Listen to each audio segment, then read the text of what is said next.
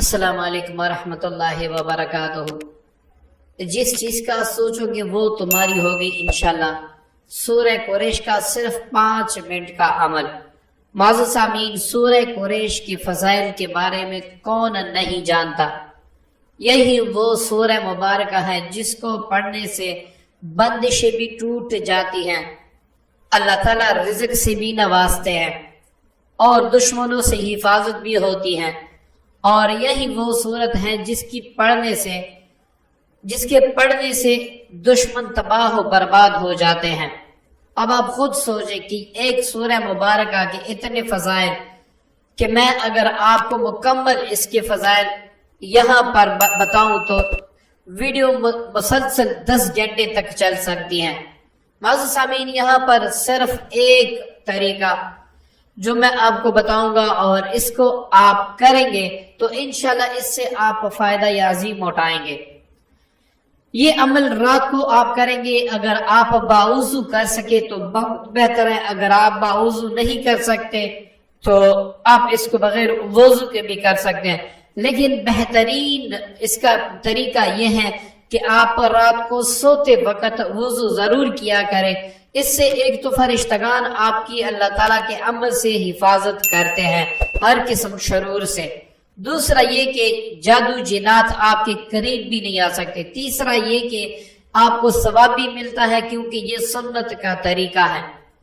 اب آپ رات کو سوتے وقت باوضو اس سورت کو اس طریقے سے پڑھیں گے کہ اول آخر 7 بار درود ابراہیم، اس کے بعد 101 بار سورہ قریش پڑھیں گے۔ اب 101 بار سورہ قریش پڑھ لینے کے بعد اس کا ثواب آپ آقائے دو جہاں صلی اللہ علیہ وآلہ وسلم کو ہدیہ کریں گے، اس کے بعد تمام پیغمبران اسلام کو، پھر اہل بیت کرام ہو، خصوصاً بالخصوص حضرت امام حسن، امام حسین، بی بی فاطمہ الزہرا، حضرت علی رضی اللہ عنہ، حضرت امیر حمزہ رضی اللہ عنہ اور حضرت عائشہ، حضرت خدیجہ رضی اللہ عنہ، ان کو آپ ہدیہ کریں گے۔ اس کے بعد امہات المومنین کو، پھر صحابہ کرام کو، تابعات کو، تابعین کو، اور پھر اس کے بعد اولیاء کو آپ ہدیہ کریں گے۔ اس کے بعد آپ نے اپنی حاجت بیان کرنی، یا اللہ جن کو میں نے اس کا ثواب ہدیہ کر دیا ان کے توفیل، اور جو سورہ مبارکہ میں نے پڑھی اس کے توفیل، مجھے فلاں چیز عطا کر دے۔ اب اس طریقے سے رات کو سوتے وقت مکمل تصور کے ساتھ اس کو پڑھنا شروع کر دیں، انشاءاللہ وہ کچھ آپ کو ملے گا کہ آپ سوچ بھی نہیں سکتے۔